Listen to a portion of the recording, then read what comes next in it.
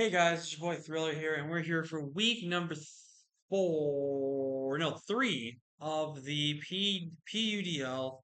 You might be asking yourself, why does this look like it's post-com? I promise you guys this, it's not because of a certain reason that happened to the battle. Apparently, when I was playing Showdown music, at some point during the Showdown music, one of the random songs that was selected, because Showdown gives you these random music pieces. Apparently, at two specific instances in the video, I was not able to use the footage, or I would have had to mute the audio of said footage. And I just felt like that wasn't really worth it, in my opinion, to just have mute game footage during my video. So we're gonna just post comments so that way we can get this video up and get it to you guys. And I also want to discuss something because I actually did something with this team, so I can actually not use that separate video I was actually going to make, but I can still send it if I really want to. But we're here for week three. Oh no, week three, taking on the Boise Blastoise, and this was a very kind of tough matchup for us. They ended up bringing quite a bit of stuff that I was not expecting. Like the Hariyama was something I could have expected, but didn't know if I fully thought it was going to be brought. The Rotom Heat came, which I was actually a little surprised by. With no Lycanroc, that was actually really crazy. And there was also no Ursaluna Blood Moon, I believe they also had on their team. No, that was the other team I faced. I don't know what else they had that I was scared, shocked that they didn't bring. This battle has been played a few days ago, and so my memory's a little hazy of it. But it's the debut of Pecharunt. Pecharunt's making its season debut this season, which is really great, and really happy about that. But if you guys are excited, leave a like, haven't already, subscribe if you're new, join the crew today because you'll be thrilled with the king of the crew. Now, with that being said, let's get into this video. So, we had a pretty okay matchup. It wasn't the greatest matchup. I'm Banded, Boulder, Scarfed, Rampardos, Terra Rock. I actually made sure I was checked my when I was doing my team builder. I actually checked and I did not have a speed nature on my Rampardos, and thankfully I caught it before the battle, so I fixed it. I believe I was Charty Berry on my Chi-Yu, so I can always guarantee take one hit from the Lycanroc, most likely from a Celerock. I believe I was no, it was Culver Berry, Pecharunt with like max Spadef, almost max speed, little special attack, just so I can be able to take one hit from the Spectre that's not boosted. Terapagos, I believe, was heavy duty boots, and then we were, I believe, either an Adamant or a Jolly Wellspring with SD and Trailblaze with dual stab, as my opponent did not really have any way. No, I had Trailblaze as my main. No, I had SD. Actually, no way. Or was I Trailblaze Power Whip? It might have just been four attacks. Yeah, it might have just been four attacks actually. But we're going into the battle here. We're gonna actually leave the battle speed on normal. I'd actually lead with my Rampardos because it matches up pretty well against everything. So I'm thinking to myself, okay, this thing pretty much drops if I get a good roll on it. I had Fire Blast just in case the Fortress wanted to come in, which I almost debated clicking right here, because especially with Mold Breaker, I break its thing sturdy and I let a Fire Blast, it dies. And that's one of two rock resist. Well, not really a rock resist, but a really decent, like a half rock resist's gone. But I felt like just clicking Head Smash here. Now, there was a part of me that should have thought about the potential of Hariyama coming in on a flip turn or even on a Head Smash in general. But I wanted to just Head Smash and pretty much either get a guaranteed kill or put this thing insanely low that it gets picked off very easily by anything else on my team. But it turns out that they are choice scarfed on their Samurott, which I did not see coming at all, to be honest with you. Like, I legitimately did not see choice scarf coming in this matchup. I don't know. I mean, I can imagine they were probably choice scarf predicting like maybe no choice scarfers possibly on my team being brought, or maybe Scarf Rampardos or something. Like, I generally don't know why they would choice Scarf this matchup, but it ends up paying off for them. But it gives us the great intel of knowing that they're choice Scarf. As they're going to Fortress, we miss a head smash, which in some way matters a lot because if now we just died another head smash recoil and they get a free hazard up, we're pretty much boned here. So I get another head smash, and as you can see, I would have still died, but we would have gotten the damage. Luckily, they didn't go for hazards. They went for that. I go into my Terapagos here. Fire off a Dark Pulse. Dark Pulse is pretty free. I know actually Terra Starstorm because actually I was in. They were in range of Terra Storm and they didn't have one resistance there.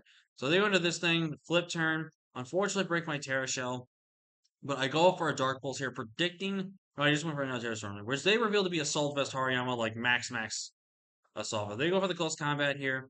I go for a nasty plot here, knowing I can take pretty much any one hit they want to go for. They go Earthquake, not doing too much to me. I go for the Malignant Chain, don't get the 50% poison. I now go for a recover, knowing I can kind of be able to stall this out. They get a crit, and I decide to just go for the Malignant Chain, try to go for the poison. And two, 50% chance to get the poison. Your boy gets zero of them. So Petrot now goes down for no reason. I go into my Oscar here. I go for Trailblaze, which reveals to me that this is definitely a defensive Appleton, but not like defensive. But I go for the play rough, and of course miss. They went for Dragon Tail and miss. As they go for now the water, which still does around 25%. But now this basically means that my Ogerpon, if I set it up to a position to where it wins, it wins. So I make the double out into my Asuka here. As I actually go into the Hariyama, I go for another free Trailblaze here, as I'm going to get the Trailblaze off here. And now I just go for Power Whip. There's no reason to not overpredict this. Yeah, I was 4 attacks. I was 4 attacks. Now you go Samurai. I go for Power Whip, and of course, miss. And I want you all to know that was game. That was 100% game. Ogerpon won. Power Whip kills this. Cudledge kills this. Either Power Whip slash Cudledge either wears this thing down to where then I go into my Chi Yu, and then Chi Yu beats these last two with just spamming Dark Pulse or whatever. And then having this in the back helps beat Spectre as well because I have Dark Pulse. I literally had the game either won with straight up Wellspring or would have had it won with the pieces it would have had in the back. Because they would have sacked this, which I'm very surprised. I guess they were trying to bait me into thinking about potentially Sucker Punch, but I think I actually would have lived the Sucker Punch if I remember correctly, I think. But I missed the 50% chance of Power Whip on the most crucial turn possible. And now I go into my Chi-Yu, and I won't lie, when I go into my Chi-Yu, I really should have thought that play through a lot better because X-Scissor is boosted by sharpness, and that actually would have 2 KO'd me. But thankfully, I get bailed, so I get a flame charge here, and now I'm faster than everything. I get a +2 off here. They go for the discharge, and I get paralyzed. One paralyzed. I want you all to understand this. I went for 2 Malignant Chains, 50% chance to poison. Didn't get a single poison once. They go for discharge, which is 30% chance to paralyze you. They get it on the first one. And at this point, I literally say GG's because there's nothing I can do. There's legitimately nothing I can do to win at this point. If I was maybe Scarf on Boulder, I would have had a chance, but the chance basically went away here. So I go into turtle piles. I actually flip turn here. I actually calced. I think I still would have died to flip turn. But they're actually going for the psychic here. As I go for a dark pulse, do a nice healthy chunk to them. I take a bit of a gamble here, go into my boulder here. And believe it or not, what you are about to see would have been so crazy if this was Scarf Boulder. I 2 KO'd him. Now, I don't know.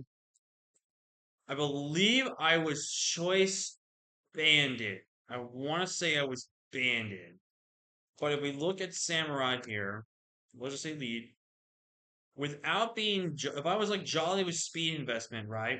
Or Adamant with speed invest, let alone, I 2 KO'd that Samurai. So if I was Scarf, they would have threw the game right there. They would have 100% through the game.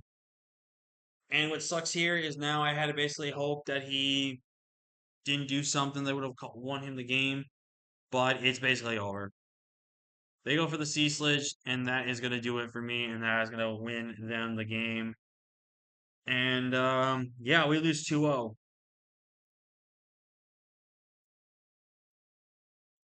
And it really sucks because we should have.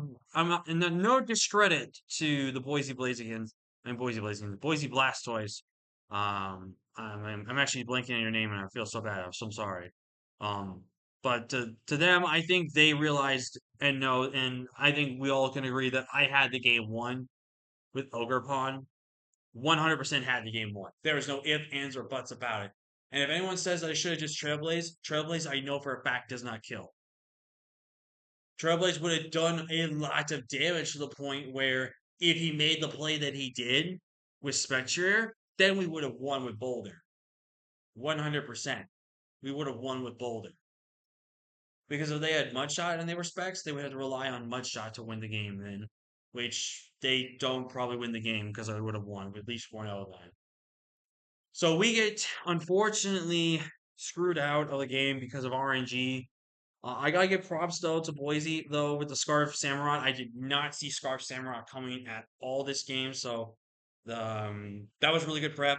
They really shocked me with the Water Terra with Appleton into an Ogre Pond matchup. I really felt like Steel was the best bring into this matchup, especially with a decent answer to cheat with Petrunt as well. But I can see Water because of Chi Yu being a little threatening. I can kind of see that as well. But again, it's just one of those games, man, where hacks and RNG just really screws you in the end. And we're just gonna have to bounce back. We luckily still have okay diff, but we really gotta start winning. We did make some transactions though to the team though, which I'm gonna talk about them really quickly here before we end off the video. We unfortunately did drop Rampardos, Dragonair, and Terapagos. Terapagos I only dropped just because I felt like I realistically did need that Pokemon. It was just a Pokemon I decided to grab because it was just there. I thought, haha, funny, almost last round pick being Terapagos. But I decided to get a kind of a more better option for the team.